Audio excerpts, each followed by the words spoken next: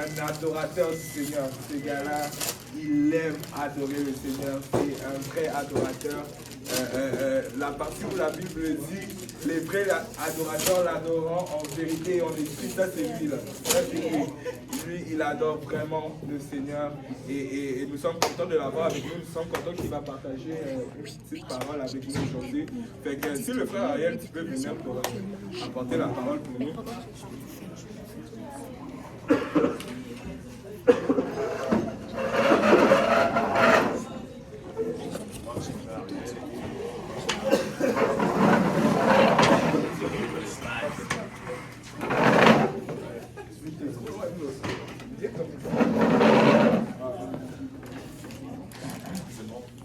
Ouais, c'est bon. Ouais.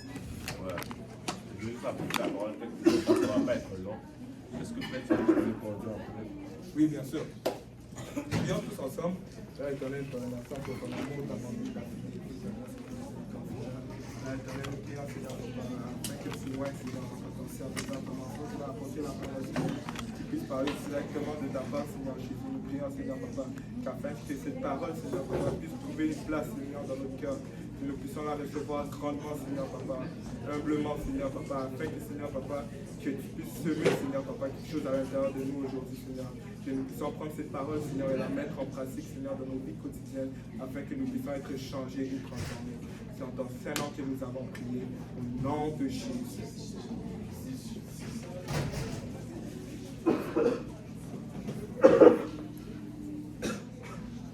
Je vais commencer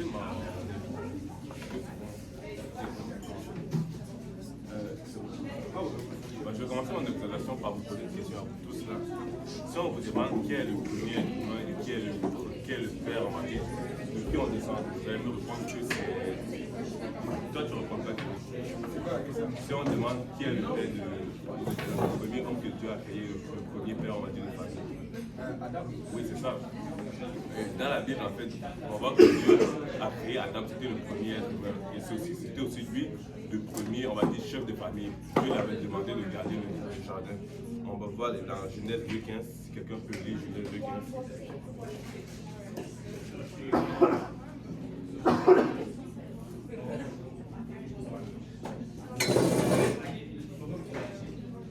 Est-ce que quelqu'un là? Ouais, ouais.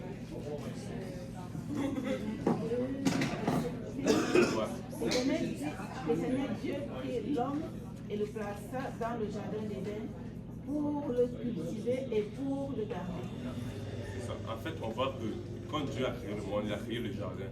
Il a établi dans le jardin Adam. Adam, c'était, on va dire, le chef suprême du jardin. Sa mission à lui, c'était de garder le jardin. Et on peut dire littéralement que le jardin, c'était en fait la maison d'Adam. Et maintenant, on voit aussi que Dieu demande à Adam de garder le jardin.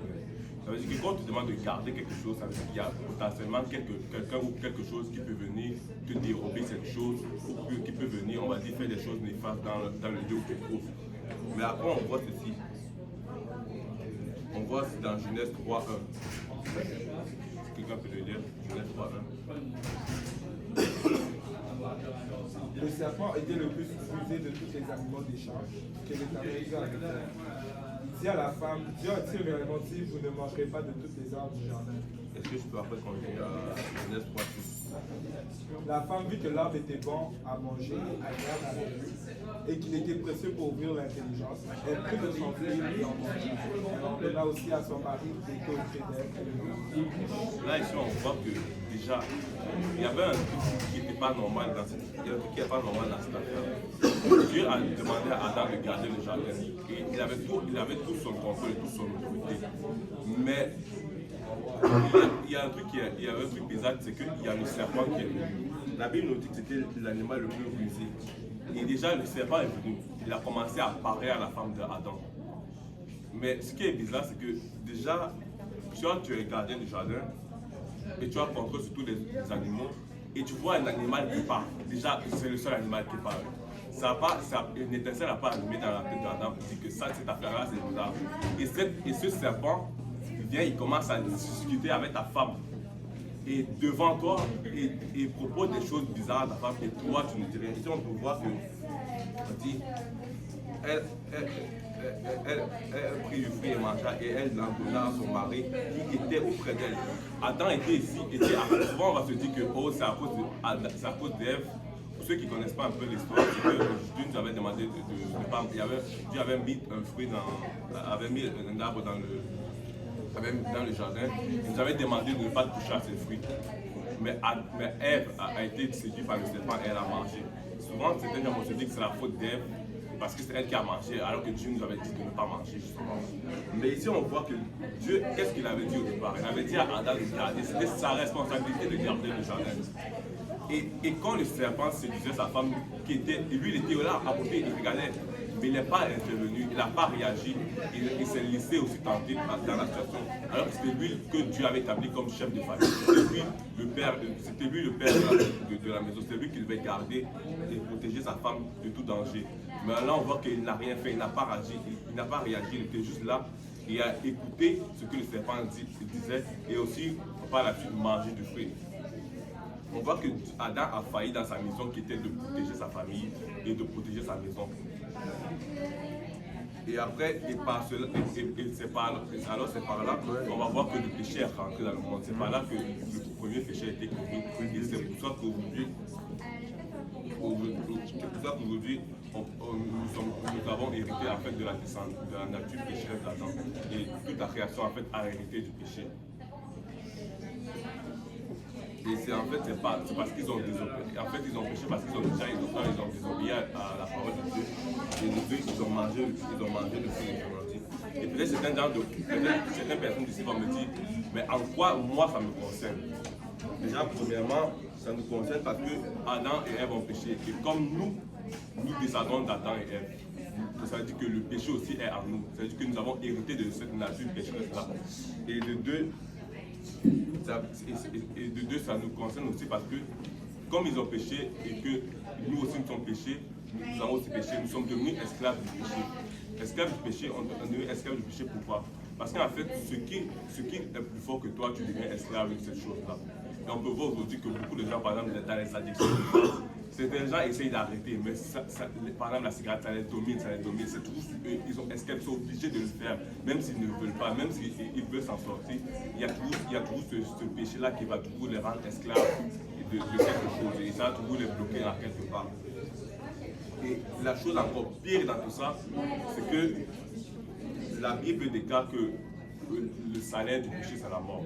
C'est-à-dire que Adam et Ève sont morts. Ils sont morts pas d'une mort physique, mais d'une mort spirituelle. Ils ont été privés de Dieu, de la présence de Dieu. Ils ont été chassés du jardin. Et aujourd'hui, en quoi cela nous concerne? En fait, cela nous concerne que nous aussi, si nous continuons en fait de marcher dans nos voies de pécheurs, nous allons aussi finir par avoir ce salaire-là qui est la mort, qui est en fait la séparation de Dieu. Et pour savoir où Dieu habite au paradis. Et si on est séparé de Dieu, on va littéralement se retrouver à l'autre place qui est l'enfer. Et c'est ça qui est en fait, c'est ça qui est le plus. Et on va voir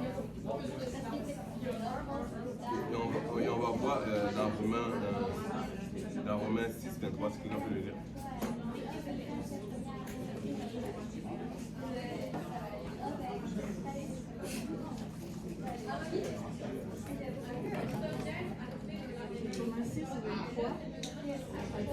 Car le salaire du péché, c'est la mort, mais le don gratuit de Dieu, c'est la vie éternelle en Jésus-Christ, notre Seigneur.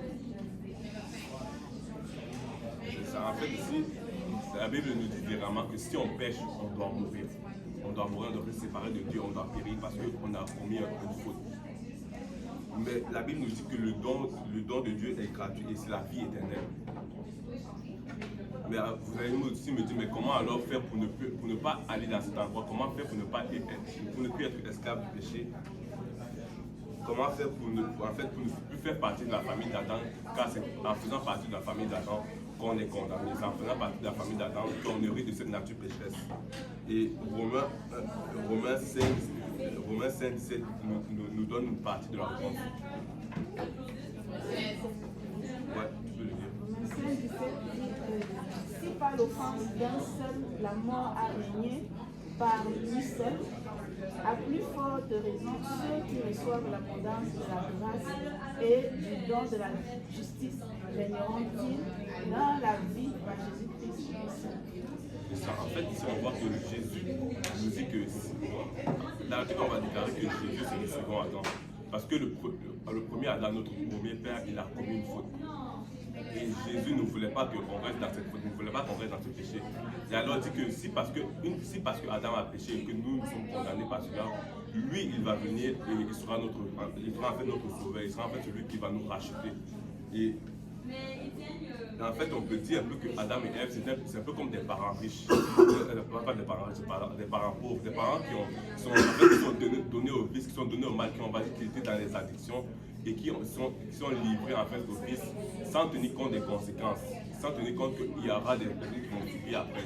Et c'est ça en fait. Et en fait, ils sont donnés alors au mal, ils ont vécu, ils ont fait l'iniquité et aujourd'hui nous en payons les conséquences. Et Jésus, on peut le dire en fait, c'est un voisin riche qui voit en fait toute la souffrance dans laquelle la souffrance que ta famille vit. Il voit en fait tout le mal, toute l'iniquité dans laquelle ta famille est. Et il veut t'aider, en fait il veut te faire sortir de cette famille. Car il voit que dans cette famille, il y a des choses iniques, il y a des choses mauvaises, il y a des choses qui vont te condamner en fait, qui vont te faire te diriger vers l'enfer, qui vont te faire diriger en fait vers la perdition. Et il veut te sortir de cette famille, il veut te faire rentrer dans sa famille. Mais le souci, c'est que c'est à toi, c'est à toi de décider. Jésus en fait te voit dans cette famille-là, c'est un peu comme ton voisin, il te voit, il te dit, il voit ta souffrance, il voit en fait tout ce que tu travailles, il voit tous les maux que tu subis.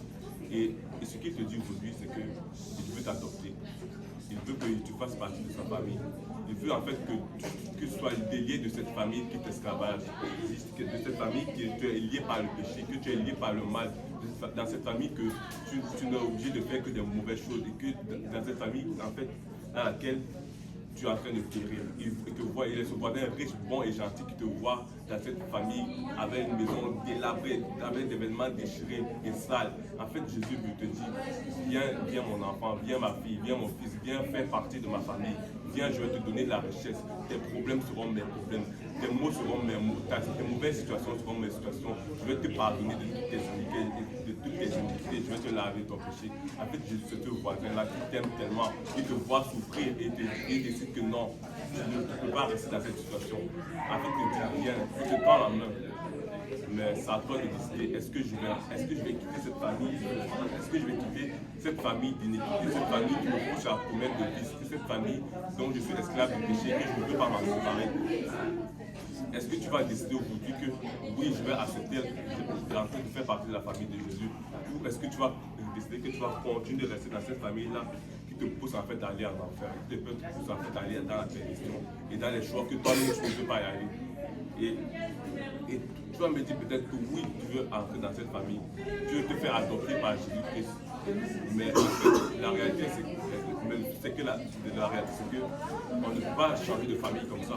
Pas du tout qu'on change de famille en un claquement de doigts. Pour changer de famille, Dieu nous a donné une piste pour faire une solution à cela, pour faire partie de sa famille. Et on peut voir.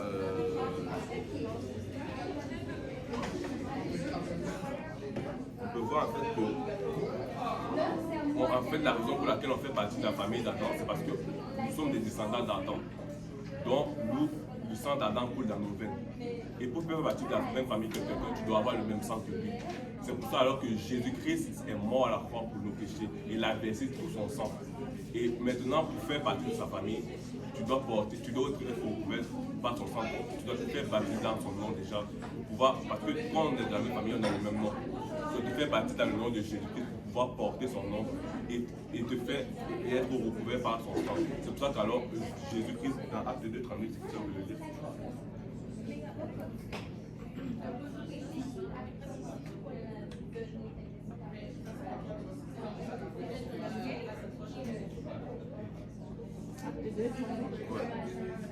Acte 2, 38.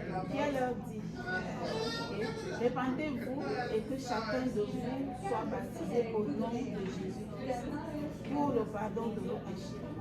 Et vous recevrez le don du Saint-Esprit. Je peux relire Pierre, Acte 2, 38.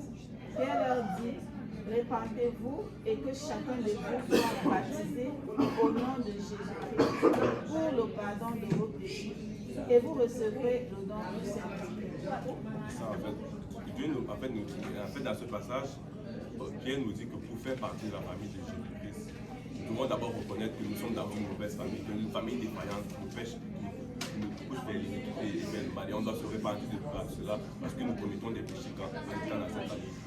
On doit se repentir de cela, on doit demander pardon à Dieu. Et par la suite, pour rentrer dans la famille de Dieu, parce que pour rentrer dans cette alliance que Dieu nous offre, on doit se faire baptiser en son nom. Parce qu'en fait, quand on se fait baptiser en son nom, on entre dans l'alliance, on est couvert par le sang de Jésus-Christ. Et nos péchés, nos iniquités, nos fautes sont pardonnées. Et alors là, nous sommes couverts par son nom dans les autres baptêmes en invoquant le nom de Jésus-Christ. Et la Bible déclare que vous recevrez le don du Saint-Esprit. Et en fait, tout ce que Dieu veut que tu aies, et quand tu rejoins la famille de Jésus-Christ, tout en fait, c'est gratuit. Il n'y a pas un prix à payer. Parce que Dieu a déjà payé le prix, il est déjà mort à la croix pour le pardon de nos péchés. Et dans Romains 8,15,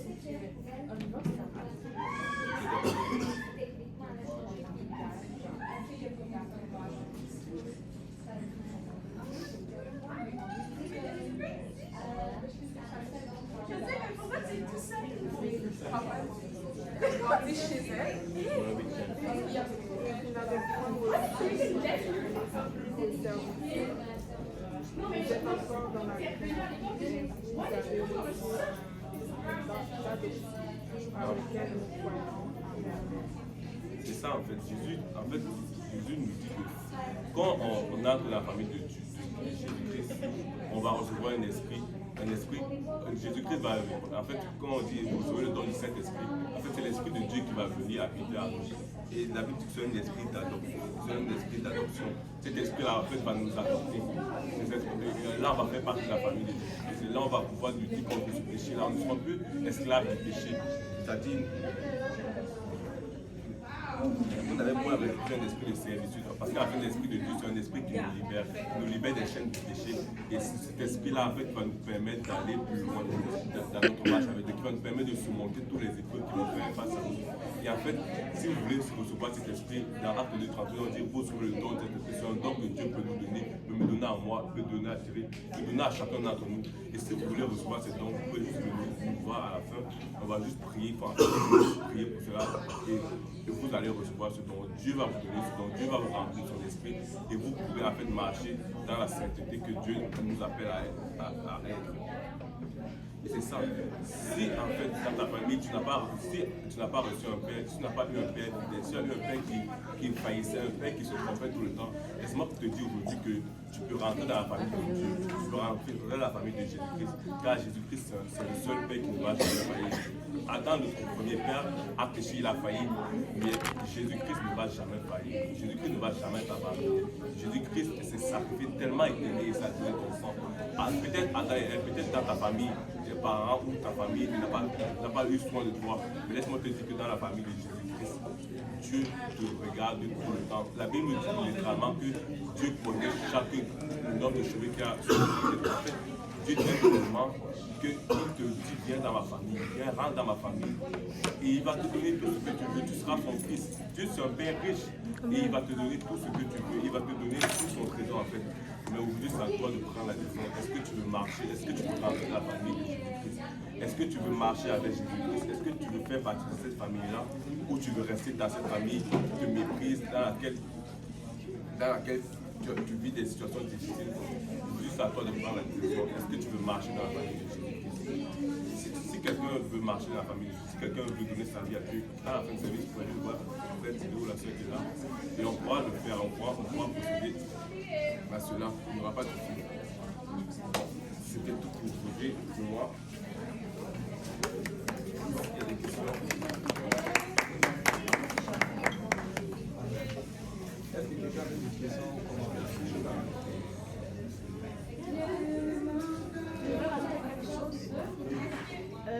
C'est vrai que le Seigneur dit qu'il veut qu'on rentre dans sa famille. Mais en fait, c'est qu'il a aussi dit que le bon plan doit continuer avec les filles. Fait que nous famille, on ne va pas forcément les inviter. Non, on ne parle pas de On va comme on va accepter le Seigneur, on va aussi comme prier que le Seigneur agisse dans nos familles. Parce que c'est sûr que on a dit qu'il y a des liens aussi dans la famille qui nous font subir des effets négatifs, comme le péché, les liens ancestraux, les pratiques dans nos familles. Franchement, le Seigneur ne ment pas, mais le Seigneur aussi vraiment il veut aussi toucher les familles. Il veut vraiment aussi faire le travail de ça. Donc, le gros défi, c'est lorsque on va venir au Seigneur et de pouvoir dealer avec ça sans toutefois rejeter la famille. Voilà le gros défi. Mais il faut juste apporter ce point-là que le bon grain doit venir avec lui. Le Seigneur, il va peut-être prendre ses plans dans la famille, il va toucher. Il me dit, viens à moi, je viens. Maintenant, quand il finit de me travailler, de faire un travail de récupération de tous les dégâts, de mauvaises pratiques, après il va dire, ok, on va peut-être voir un peu de la famille, maintenant, qu'est-ce qu'on peut faire? Toi, il va t'envoyer, toi, pour aller aussi faire un travail, il va te donner des tâches, mais toujours, c'est que tu puisses... En fait, quand tu peux laisser travailler aussi dans la famille autour de dans la je ne parlais pas de quitter ma famille. Je parlais en fait. Non, juste pour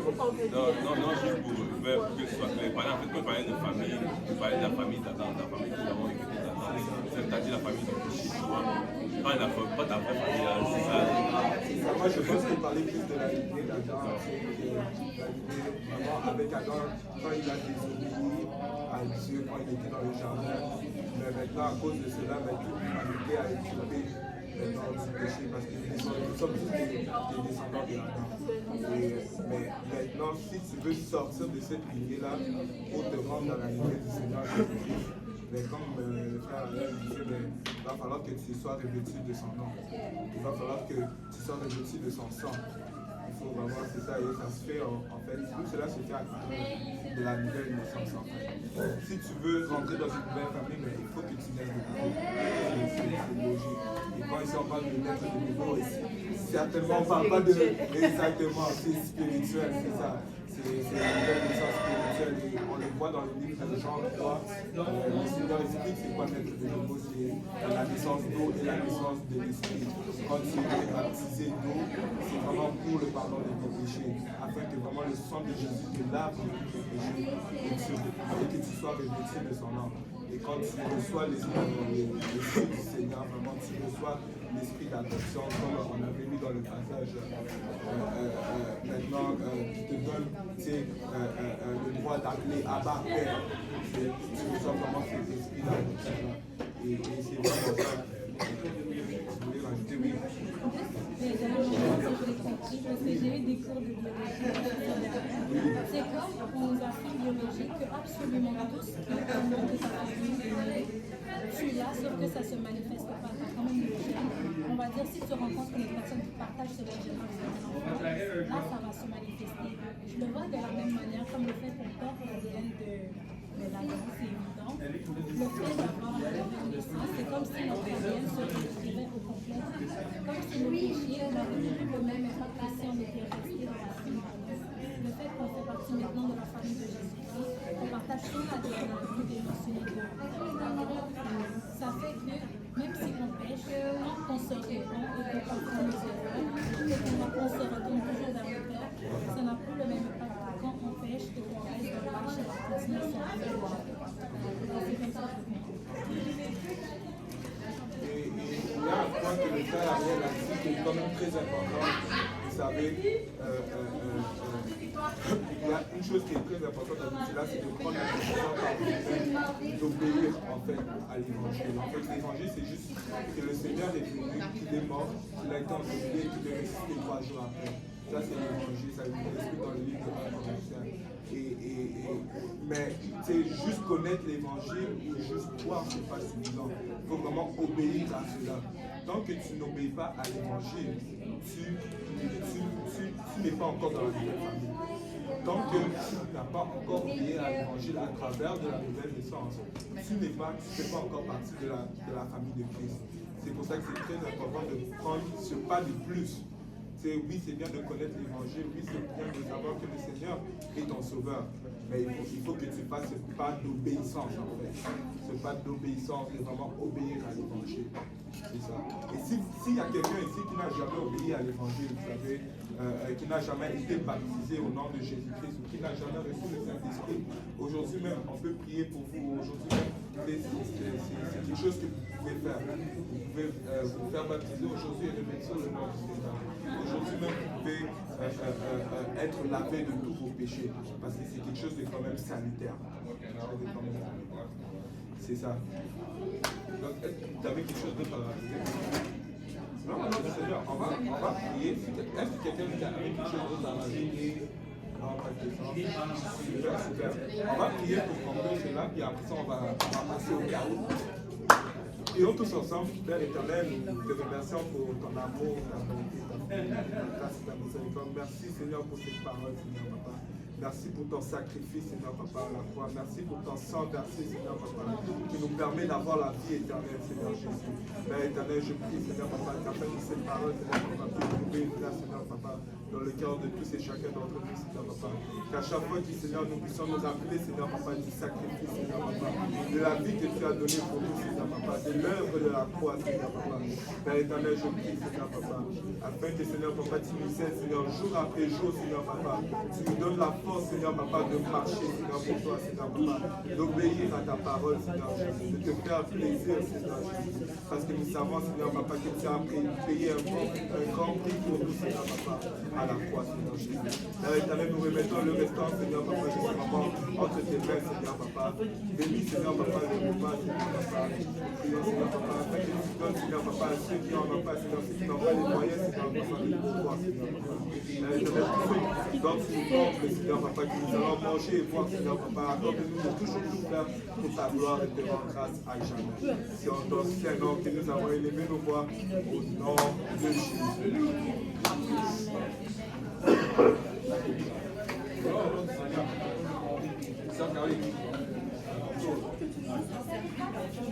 Ok, mais vous pouvez aller vous servir alors. Waouh! J'ai vu sa réaction.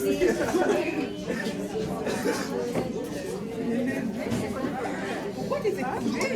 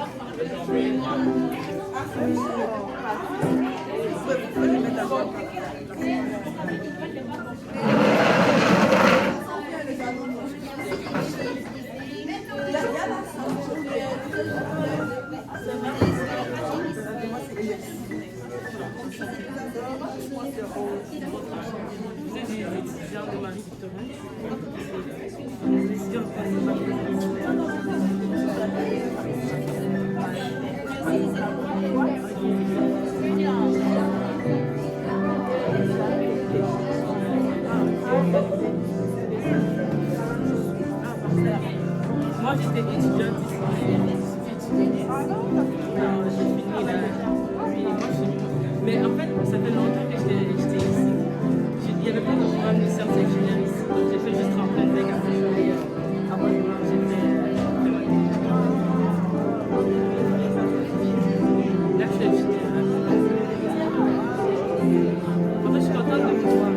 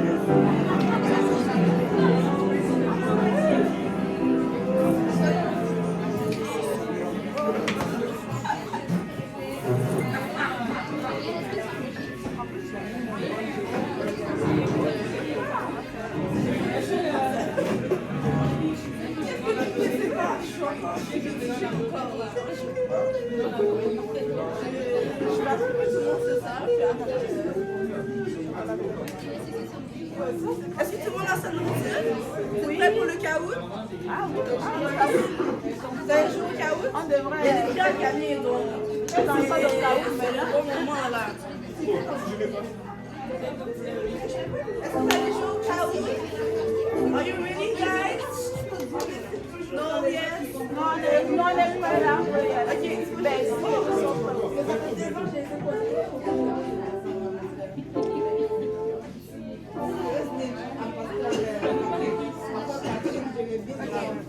Donc ça, vous pouvez juste aller ici ou utiliser le film du jeu ici.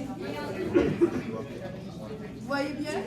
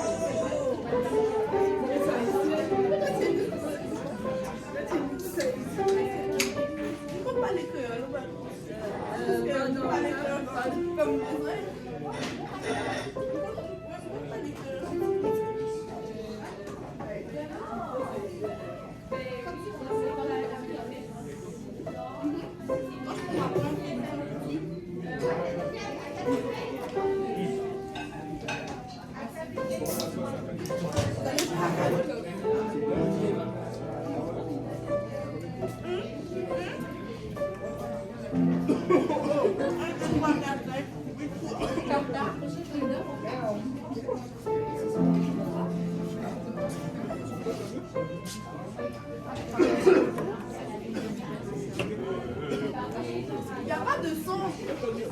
Comment on met le son? Oh, là, ton frère va jouer, joue aussi.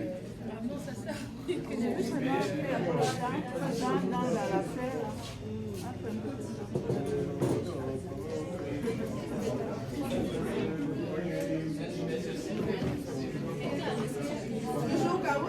C'est à qui le téléphone?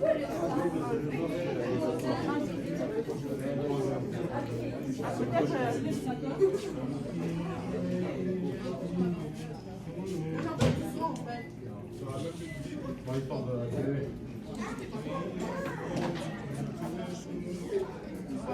Plus fort. À fond, s'il te plaît.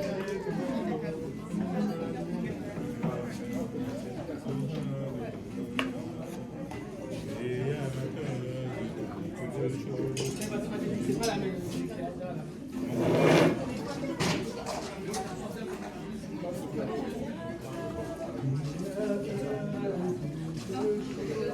Bon, est-ce que vous êtes prêts pour jouer au caout? Ok. Si il y a trop de personnes qui se nourrissent là, qui parlent pas à cause de... Et la référence du chaos, je vais donner les références. J'ai les références. Ok? Donc 5, 4, 3, 2, 1.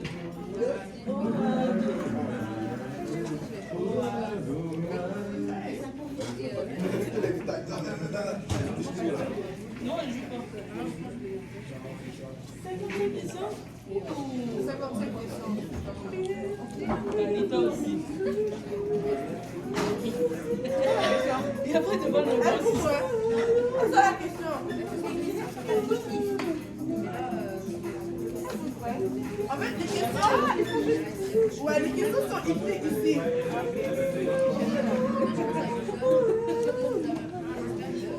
Il n'y avait pas de moyen pour ça. C'est juste pour mettre dans le jus.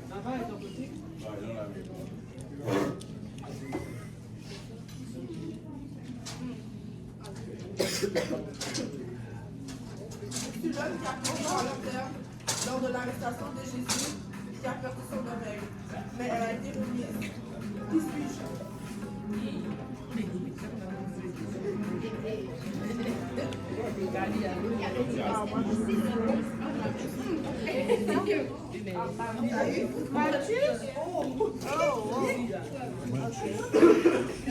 J'ai la référence biblique. Donne la référence, c'est quoi? Jean 18, 10 ou Luc 22, 51.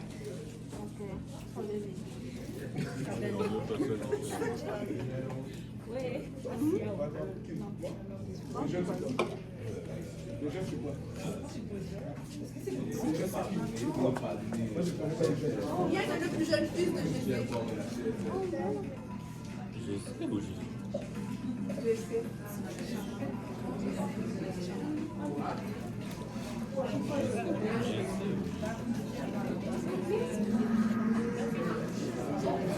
David. Non, je parle pas de... Je sais, c'est le père de David. Non, non, il y a une personne qui s'appelle David. C'est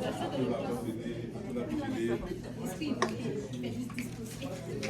C'est la référence biblique, ma soeur. C'est la référence biblique. C'est qui Bakar? C'est qui ça? Bakar? Je dois répondre à ça. C'est qui technique? J'avais fait une personne qui Attends. C'est qui Bakar? C'est quelqu'un dans la Bible. Non, Bakar, ça veut dire des... Ça veut dire quoi? C'est le Zab Bakar.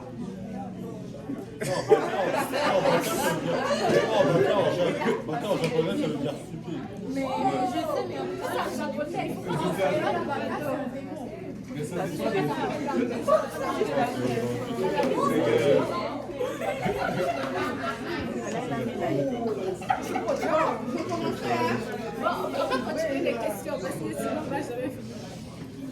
J'ai perdu mes 2 pouces et mes 2 gros orteils selon la mesure que j'avais infligée à d'autres rois. Qui suis-je? Sion, Roger, Adonis, Sédèque, Adonis, Béthèque. Il faut m'obliger à faire C'est la réponse publique. Mais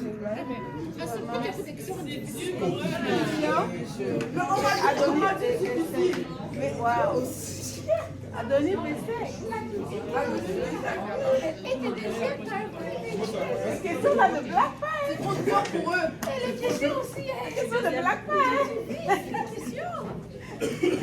Non mais c'est bon, ça pousse à travailler. Il y a des prix à gagner. Non, c'est ça. Comme mériter. Quel roi a reçu 15 années de vie supplémentaires après avoir pris leur sculpture? Ça va me mélanger en ça. Josa, Salomon, Jéroboam, Hiram.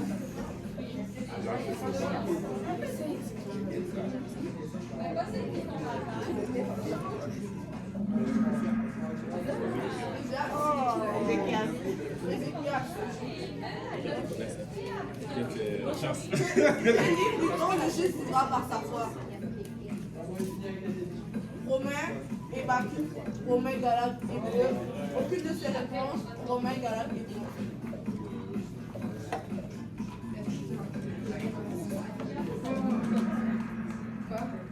Ouais.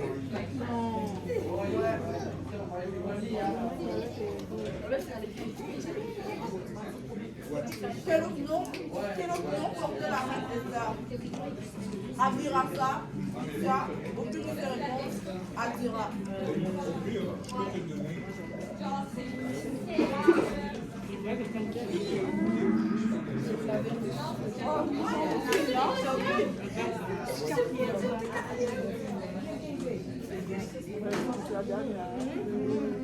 Je suis le prophète qui a été tué en hôtel et le sanctuaire où je prenais le peuple. Zacharie, fils de Barachi, Uri, fils de Shemaïja, Zacharie, fils de Jérojada, Anania. Qui suis-je?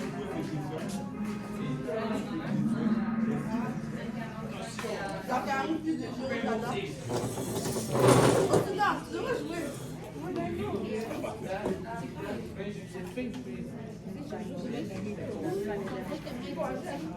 Combien de Juifs environ sont revenus de l'exil sous la conduite de Zorobabel?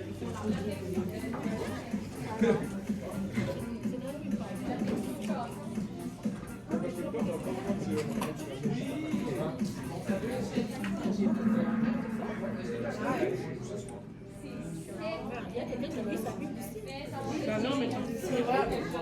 Qui suis-je? Je suis la femme qui a pu payer toute la race royale. Qui suis-je? Aucune de ces réponses. Jézabel, Maca, Athalie.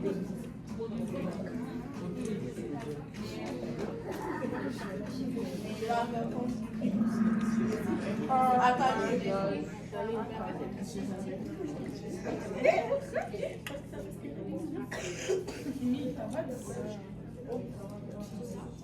Combien de temps a duré la pluie pendant le déluge de Noé? 10 jours, 30 jours, 40 jours, aucune de ces réponses.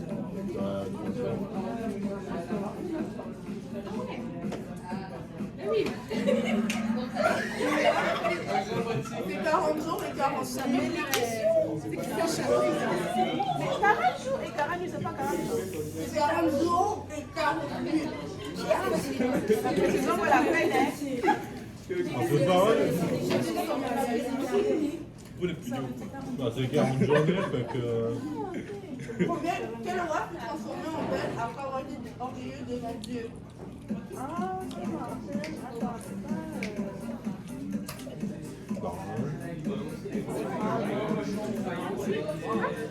Attends, je cherche comme ça. Ok. La Nabucodonosor.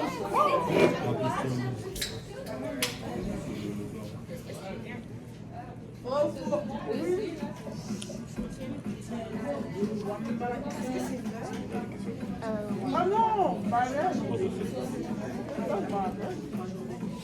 C'est oui, je pense. C'était faux? C'est 3 jours et 3 nuits.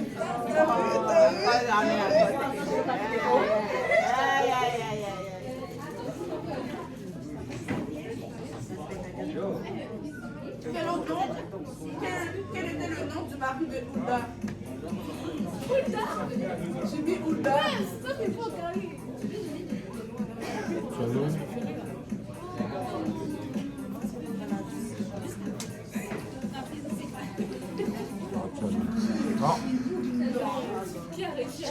Personne n'a eu. Ah, moi j'ai dit Tchalom. Ouais, j'ai dit Tchalom de comme ça. À quel endroit Paul a eu tué une vision d'un homme de Macédoine, l'évita de son péché? Quel animal? Zach. Les chiens combattent bien.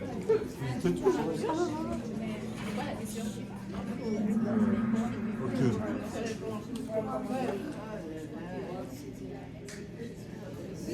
Où Élie se cacha-t-il après avoir lancé la sécheresse à Achab?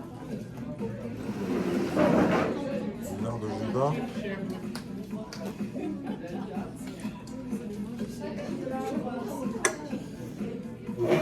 Non, ça passe pas les deux fléaux, les 10 fléaux.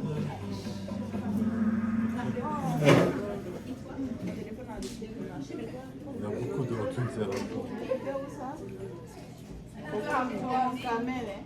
Que signifie Le nom de Noé. le nom de Noé? Je dirais intégrité. Je vais dire intégrité. Ah,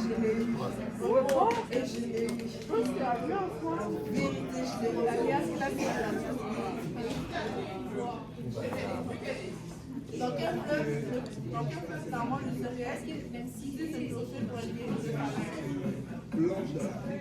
le tigre. C'est proche de la Syrie, fait.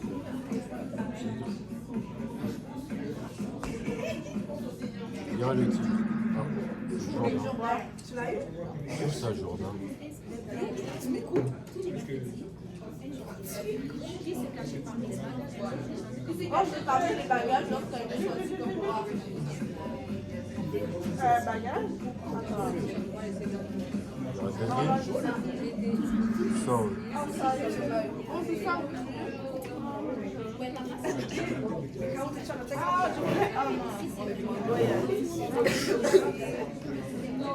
Qu'est-ce qui s'est pas été envoyé à sa mari? J'ai mangé la qualification de la Pierre. Non,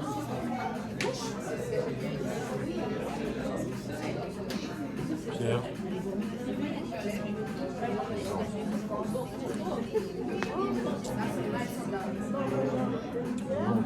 Philippe. Que fait Egbert Melek? Egbert Melek. J'ai la référence. Ceux qui regardent la vidéo. Non mais ça là, là, c'est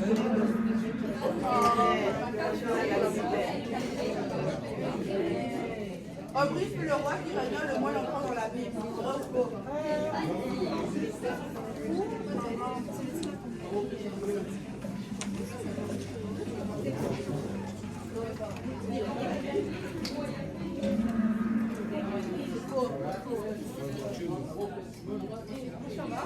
Le premier fils du roi Saül était Abner.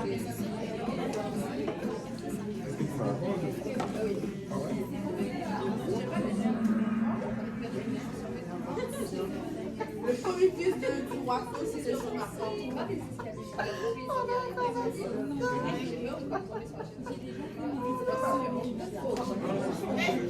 Comment s'appelle la femme du roi Saül?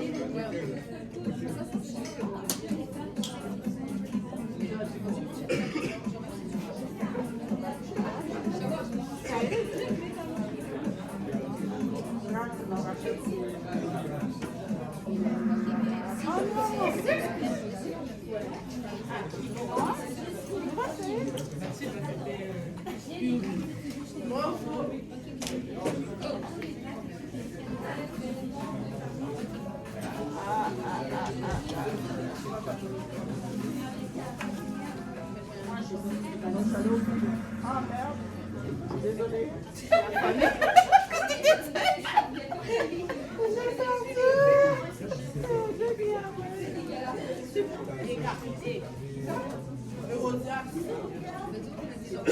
Mais ce fait décapité, c'est elle. Quand moi, Jean-Baptiste, je pense que la femme a demandé.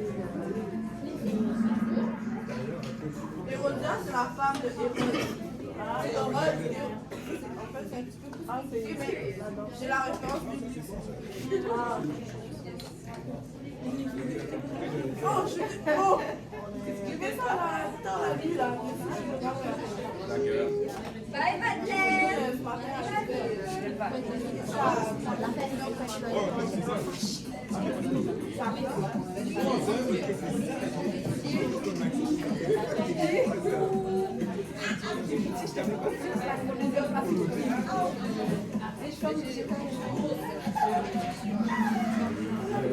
wow, good job!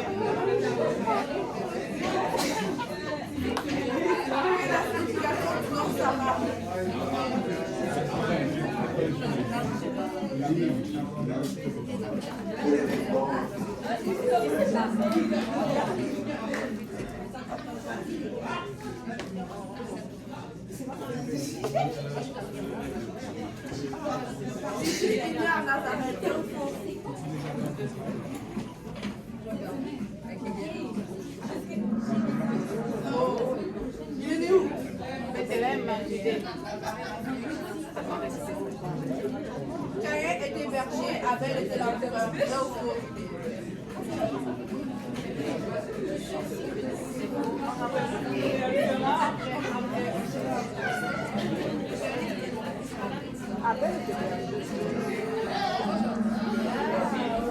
Oh, c'est l'inverse. Combien y avait-il des places dans l'arche de Noé? 2, 1, 4, 3.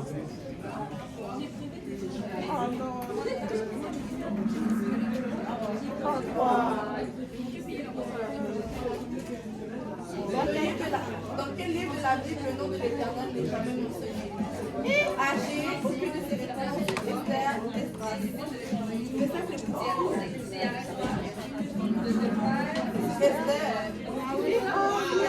C'est qui a fait les études là? Waouh! Chapeau! Chapeau, merci. Chapeau! Merci beaucoup. J'ai travaillé fort, ma soeur. De trouver ce qu'elle a trouvé là. Quelle est la signification du nom 7? Opposé, désir ou confiance, difficile ou remplaçant, dévoué ou loyal. Vous avez écouté là-bas alors? Difficile ou remplaçant. Oh, personne n'a eu. Ce verset vient de Matthieu 17, 13. Je suis le chemin, la vie et la vie. Nous ne viendrons vers que par moi. Vrai ou faux?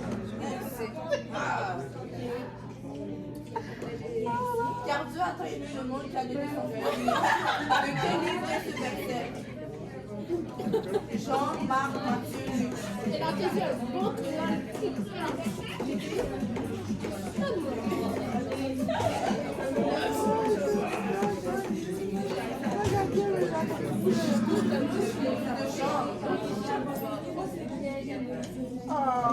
Élie est mort de maladie avant d'avoir vu Dieu pendant de nombreuses années. Élie dans Samuel.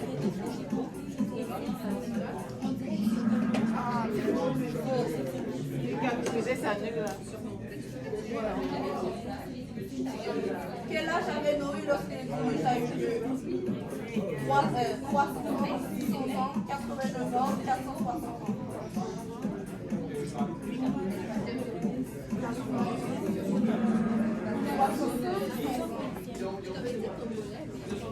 Abraham a eu seulement deux fils.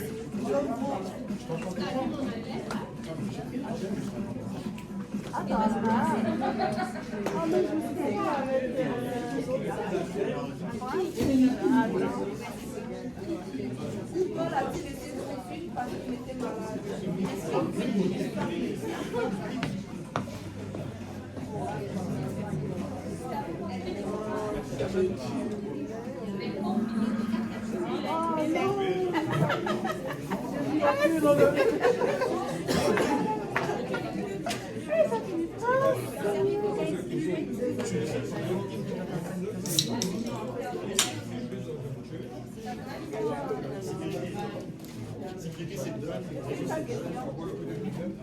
Combien de temps Salomon régna-t-il sur Israël?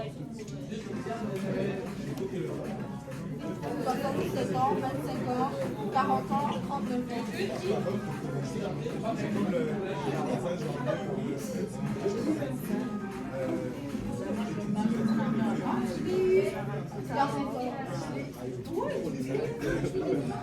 Bethléem signifie maison de Dieu.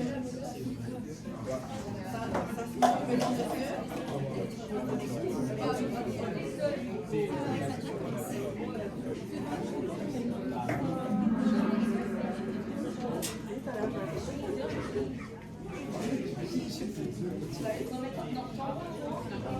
La tour de Babel a été construite après le déluge.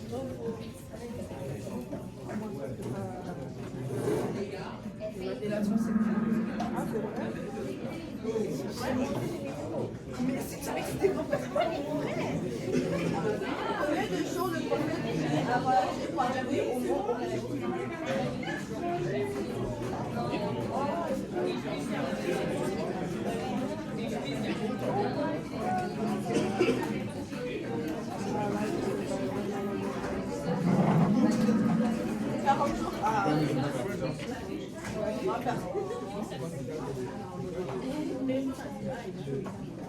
Hulda était la seule femme prophétesse mentionnée dans l'Ancien Testament. Vrai ou faux?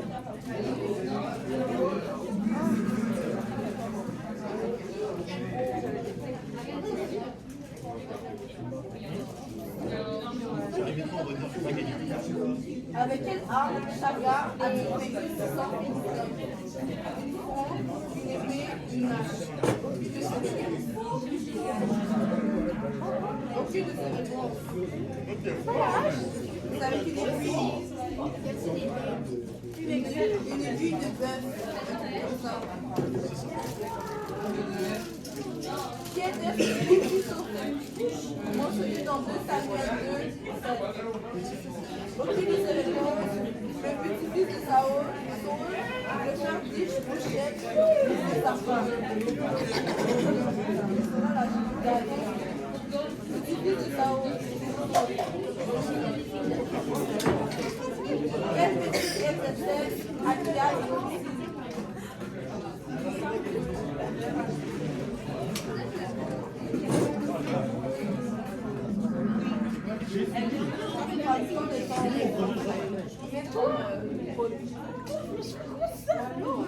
Pourquoi Dieu avait-il averti Abimelech dans un rêve?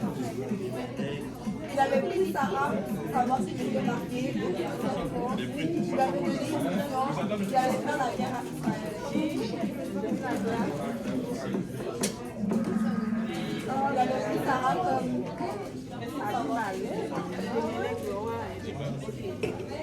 Loïs et Eunice étaient respectivement aucune de ces réponses.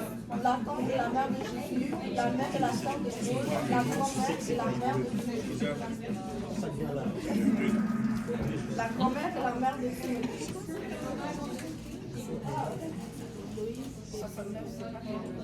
Que faisait la prophétesse Anne au moment où Jésus a été crucifié au temple?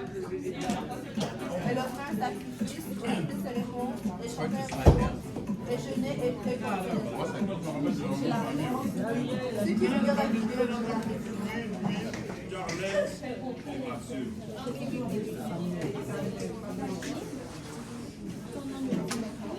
Qui suis-je? Je suis apparu à Abraham sous forme mystérieuse comme roi de Salem, une prête de Dieu.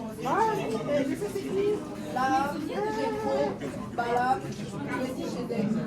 Ah non, ah oui, c'est ça.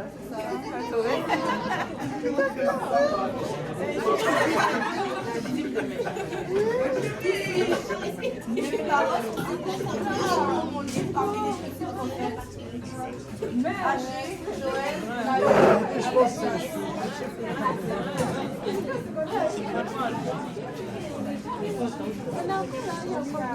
c'est la réponse, Inès.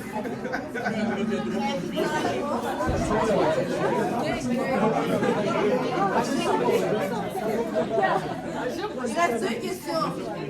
De qui vient ce verset? Car c'est la grâce de se trouver par le moyen de la foi. Dieu est là aussi, on fait la journée aujourd'hui. C'est la dernière journée de la session. En général, le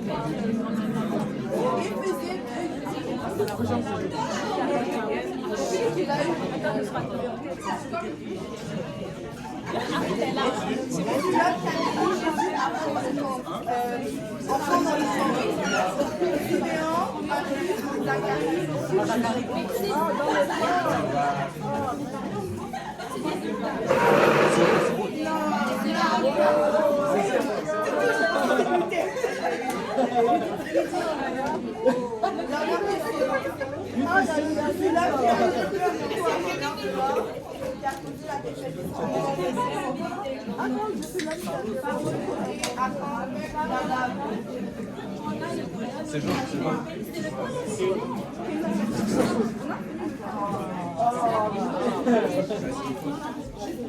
Sur le podium.